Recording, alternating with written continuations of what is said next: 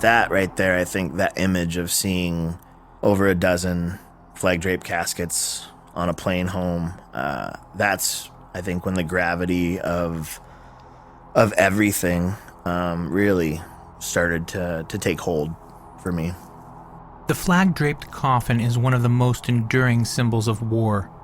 It is a reminder of the cost and also of the responsibility that young men and women take on as part of their service to their country.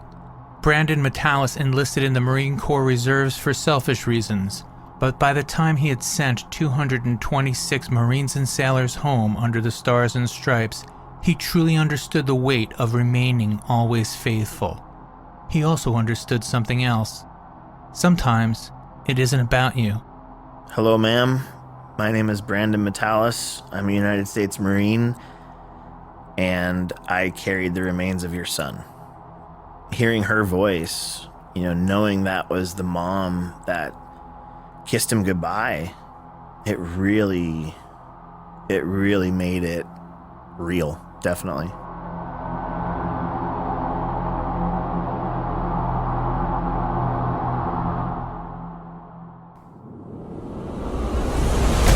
What is true bravery? What makes a hero a hero? Tested by the worries of what's happening at home, thousands of miles away, and the reality of what you're facing here and now. When your life is in danger every second, and it's either kill or be killed. From Wondery and Incongruity Media, this is Anthony Russo, and this is war. There's really no reason filling a vacant position or creating a new one should be so fraught with anxiety. In a perfect world, you would spend more time on the interview process than figuring out where to hire the right people. ZipRecruiter knew there was a smarter way, so they built a platform that finds the right job candidates for you. ZipRecruiter learns what you're looking for, identifies the people with the right experience, and invites them to apply for your job. The right candidates are out there. ZipRecruiter is how you find them. Businesses of all sizes trust ZipRecruiter for their hiring needs. Right now, my listeners can try ZipRecruiter for free. That's right, free. Just go to ZipRecruiter.com/thisiswar. That's ZipRecruiter.com/thisiswar. ZipRecruiter.com/thisiswar. ZipRecruiter, the smartest way to hire.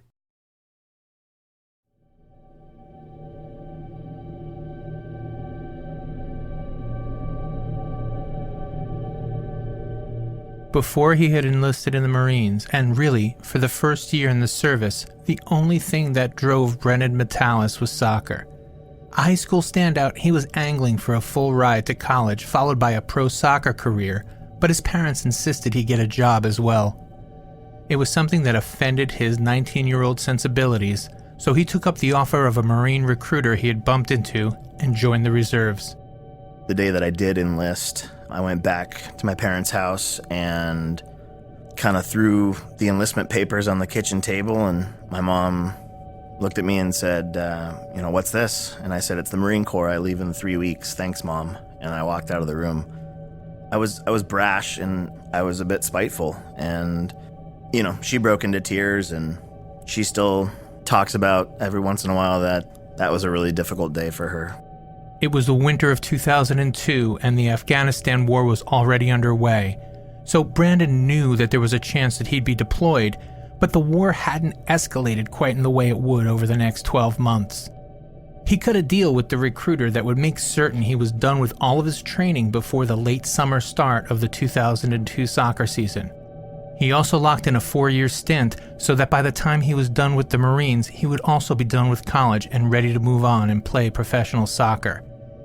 It was all the kind of thing that sounds great in the head of a 19-year-old who has everything all figured out.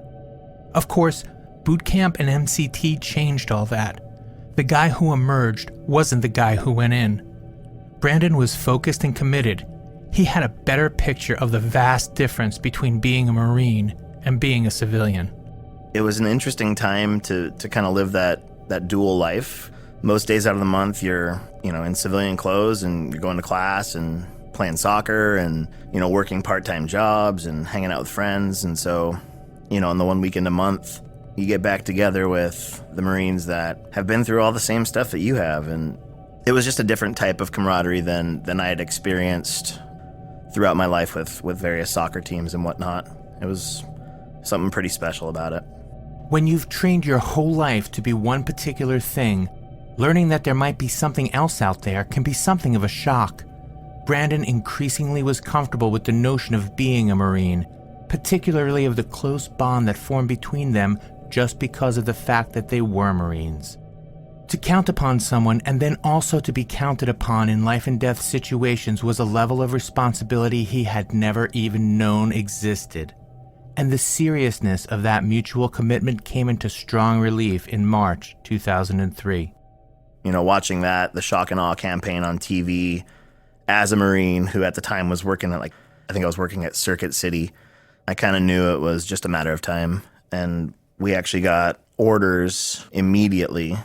I was told that I was on the list, and then a couple days later, a week later, whatever, I was told that I was not on the list anymore. And later came to find out that it was because of soccer. I kind of had to sit idly by and watch the Marines that I've grown to love and trained with. I had to watch them fly off. And it wasn't my whole unit. It was about half my unit. And that was difficult, but I was so young in my Marine Corps career that I kind of took the stance of, it wasn't meant to be. When you don't know what you're missing out on, it's easy to assume that it isn't a big deal. But when the guys came back, Brandon understood just what he had missed out on. It wasn't just the opportunity for danger and adventure, it was that in many ways he was a little alienated from his buddies. They had contributed, and he hadn't, even though it wasn't his decision to stay home. To be clear, he wasn't treated differently, but in his own mind he hadn't lived up to his part of the bargain. So, in 2004, when the unit was slated to go back, he was ready to do whatever it took to be part of that deployment. They were out on a training mission when his commanding officer came up to him and gave him the news. My commanding officer, at the time, Major Pearson, decided to stay with me on the beach and watch the gear. And him and I had a good relationship as far as, superior to subordinate goes. He also played college soccer. So we had that thread that kind of tied us together a little bit. And he looked at me and he said, "We're going to Iraq." I was really excited. And he looked at me and goes, "You're not going." And I said, "What do you mean I'm not going, sir?" And he said, "I know you just signed a full ride scholarship and I'm not going to put that in jeopardy." For me, the world stopped spinning when he told me that I wasn't going. And so I looked at him and I said, "Sir, if you don't take me, I'm going to fly myself to Kuwait and make you deal with me there." Over the coming days, and with the help of his commanding officer, Brandon sent word up the chain of command in a more professional and more formal way that he wanted to go. And there was some satisfaction just in the act of claiming that being a Marine was more important to him than being a college athlete, especially given that he would have been among the very few left behind. There was definitely an evolution in my character and just in how I viewed myself as a Marine when the second time came around, and it was everybody that I had really grown close with through all of our training. For me, it would be unacceptable to not be there with them. Over his time in the service, Brandon had established that he was a serious person.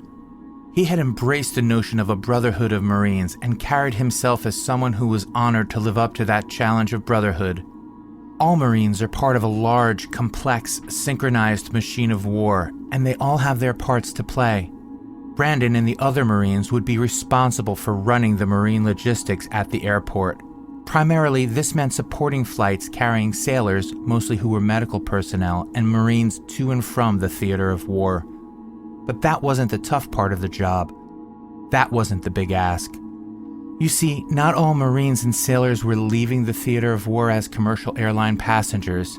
In fact, as 2004 wore on and the death toll began to climb, it was increasingly important that there were Marines in place to send their fallen brothers home with the reverence and care due those who die in the service of their country. One of our main missions was to receive and carry the bodies of Marines and sailors who were killed in combat, flag draped caskets and body bags on stretchers, and it was definitely a period of time in the war where a lot of Americans lost their lives. I was afraid of doing something wrong or something that might be perceived as disrespectful. We'd have a team leader, so that person would be in charge of giving the preparatory commands and then the execution commands as well. So like, prepare to bend, and we'd all, crouch down in unison, same body language, same body shape, all that stuff. And we would load the Marine or sailor into the transport vehicle, which was going to be headed back to the morgue.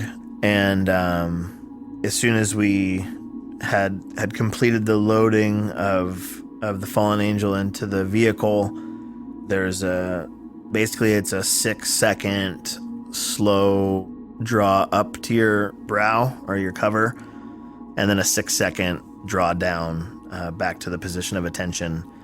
They're slow and they're methodical and they're intentional, When you give that final slow salute to send off a fellow U.S. service person, it is by nature intense. You have to learn to focus and to be present, because no matter how many times you perform this slow salute, you will only perform it once for this person. It will be one of the final professional courtesies they receive before going home to their families. Every salute has to bear the weight of that ideal. What Brandon would discover over the course of his tour was that being a witness, really standing up and acknowledging the enormity of loss as he paid his respects to each Marine, carried with it an awesome responsibility he never could have imagined.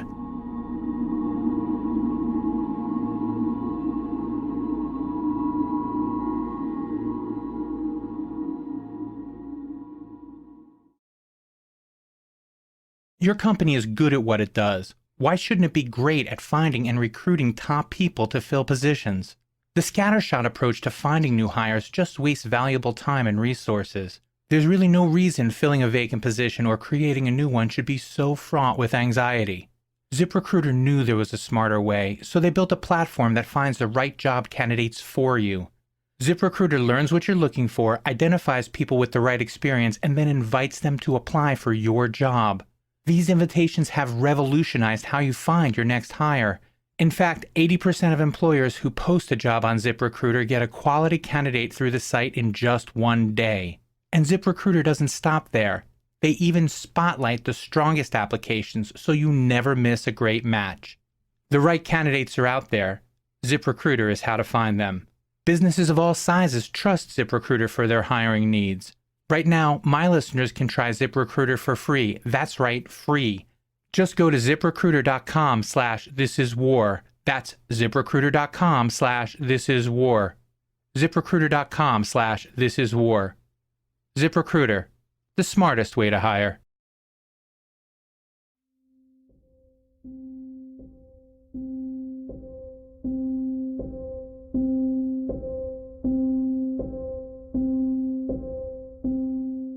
They're called KIAs over the radio and in reports, but for the teams responsible to help those who have given their lives for their country make the final journey home, they are fallen angels. It is an assignment without recognition or glory, but vital to the promise that each branch of the service makes to the men and women who comprise it. For Brandon Mitalas, it wasn't the kind of detail that he had expected, but over the course of his service, it turned him from something of a selfish kid into the kind of man one would want to be sent home by. On the face of it, the war dead were in transfer containers that weren't particularly reminiscent of coffins. It wouldn't have taken much on Brandon's part to put the fact of the human cargo out of his mind, but the Marines and sailors he was responsible for deserved more than that. They deserved a witness to their service. I needed to see inside. Yeah, they took the flag off of his casket and folded it, and then removed the cover. Yeah, then you're just face to face with somebody that's wearing the exact same uniform as you that doesn't look real. Very gray. I remember It wasn't like a movie scene, like gore and all that stuff. Like, I was actually quite shocked. It was less than I expected when we were told that he was killed by a shot to the head. I think seeing death face to face for the first time in my life. I mean, literally in my life. I hadn't lost a single family member or friend or anybody up until that point.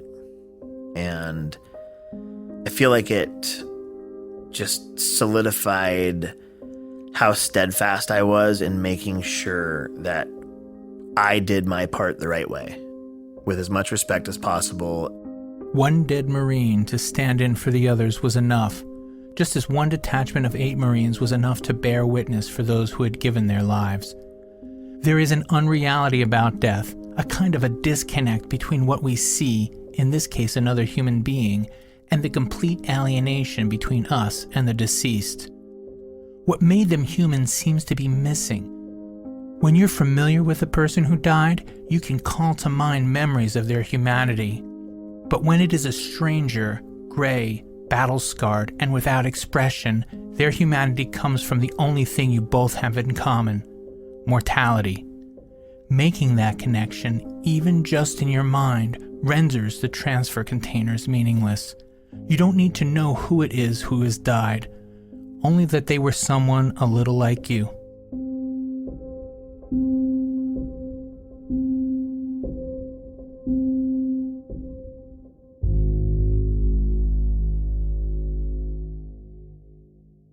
During my deployment, we carried 226 Marines and sailors who were killed in combat.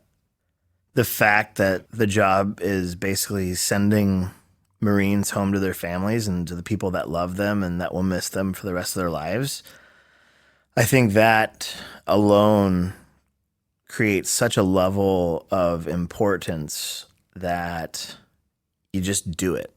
You know, you do it as well as you can, as crisp as you can, with as much honor as possible.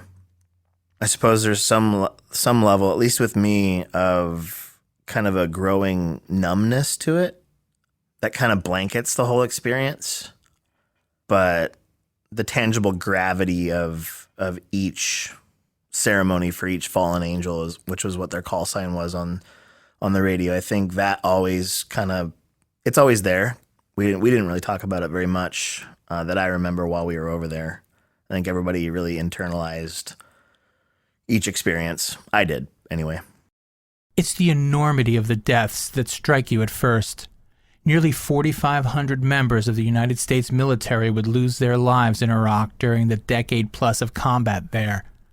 When Brandon arrived in late 2004, before the Second Battle of Fallujah, that number was closer to 1,000. But those weren't numbers on a page to him, or to the other Marines who were on the detail. They were comrades. Each of them had a name and a weight and a cause of death and a flag upon the vessel that would carry them home.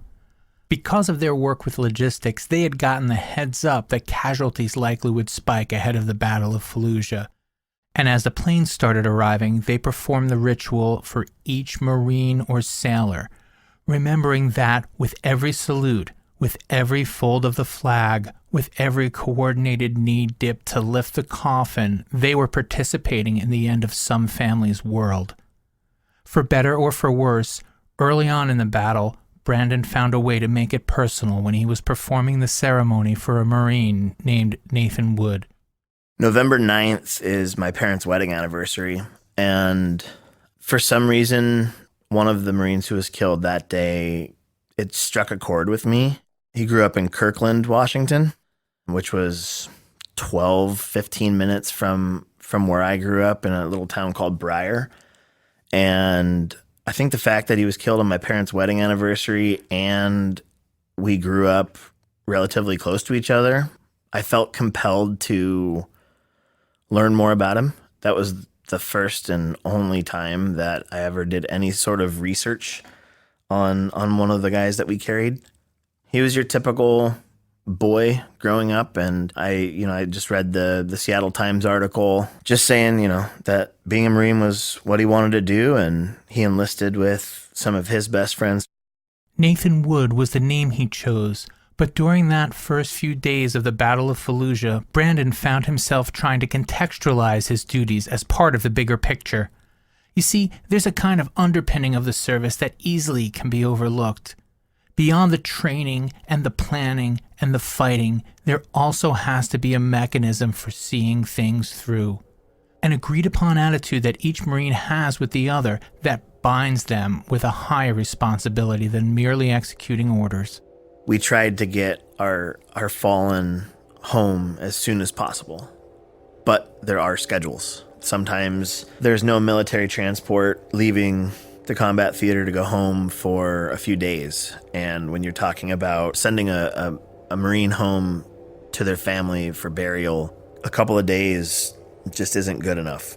We made contact with a civilian airliner.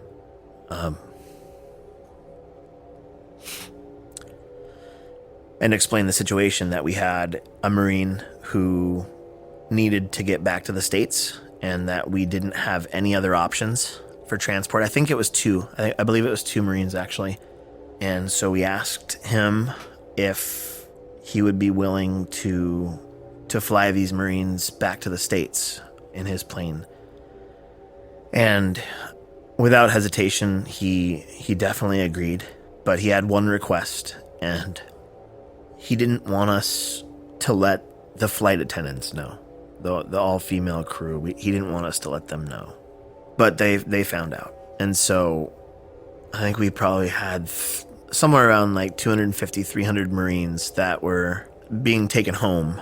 And all of them were on the flight line outside of the plane as we performed our ceremony.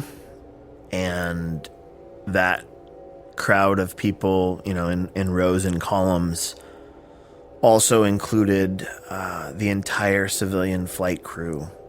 And that was tough. Seeing civilians playing witness to what we did. You can see how we try and describe these moments with aphorisms and why they hit home. A person is nothing without their ideals, or a nation is really a concept agreed upon in principle by its participants.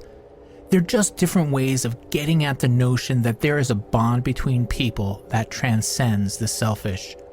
We like to think that when it comes down to it, we can set aside what separates people from one another and agree that there is an absolute right. Sending those Marines home under the supervision of both their comrades as well as the civilians who supported them, Brandon got a glimpse of that. It was a little insight into the notion that as long as you live up to your ideals, including giving your life for your country as needed, your country will rise up and respect that gift.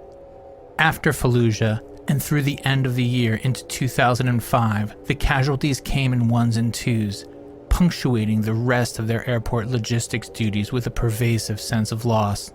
But as January 2005 came to a close, the Marines would face the most difficult day of their deployment. So we get word that a CH-53 helicopter crashed somewhere in the Al-Anbar province, and that there were no survivors, and that there were 30 Marines and a sailor aboard the aircraft. So we're on, our MOS, we're on those birds all the time. And we had no ability to communicate with the rest of our unit. And so we were left kind of in the dark as to whether or not our unit was alive. It could have been 30 of our guys. And we just didn't know. And we didn't know for a very long time. There would be no sleep for the Marines as they waited on the 3 cargo planes carrying the fallen angels. They worked out and killed time by not looking at the manifests. Each plane carried 12 transfer cases and, by extension, required 12 ceremonies. But there was a lot more that the Marines would be asked to do that day.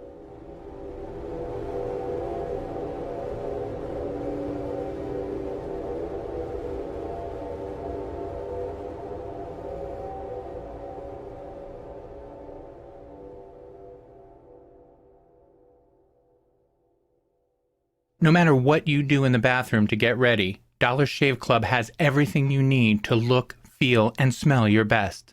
They have amazing shower stuff, hairstyling products, toothbrushes and toothpaste, and of course, razors and shave supplies.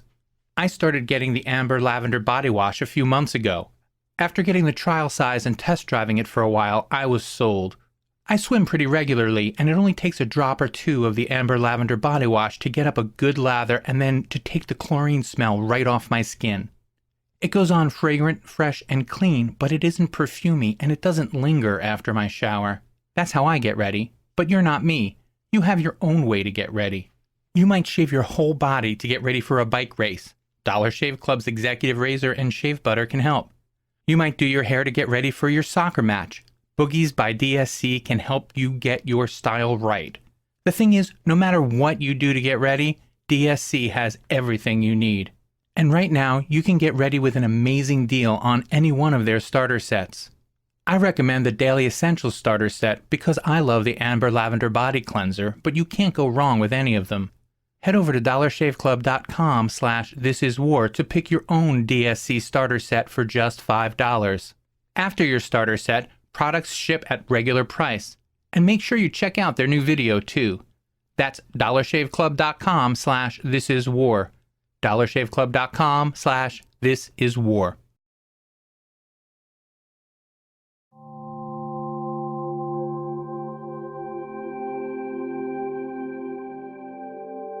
Looking back, Brandon wonders at the weird mixture of sorrow and relief in discovering that he knew none of the Marines personally. He was still struck by the memory of Nathan Wood, whom he only might have known.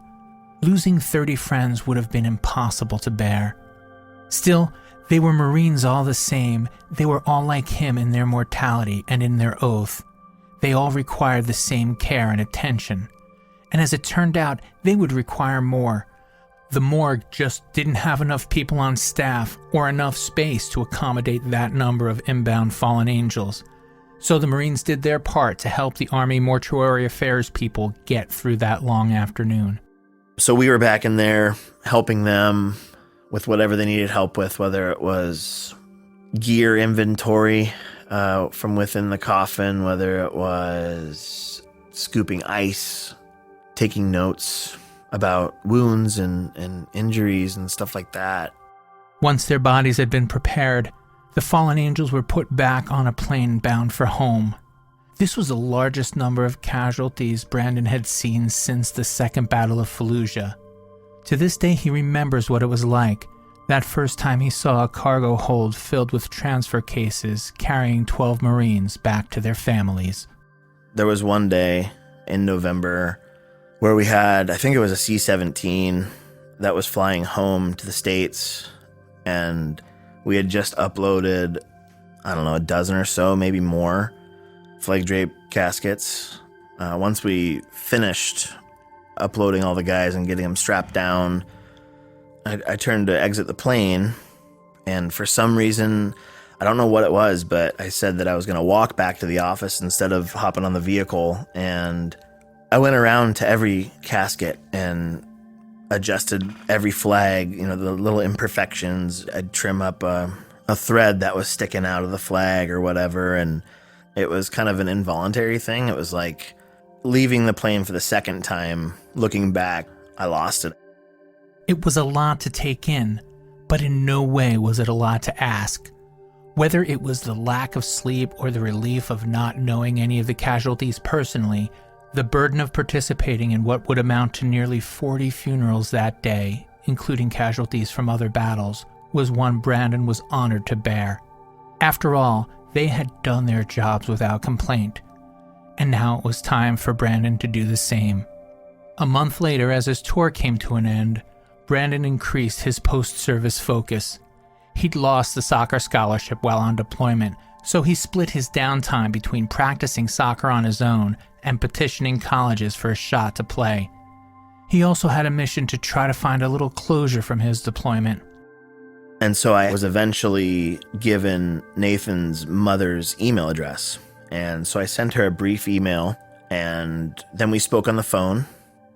Hello, ma'am. My name is Brandon Mitalas. I'm a United States Marine, and I carried the remains of your son.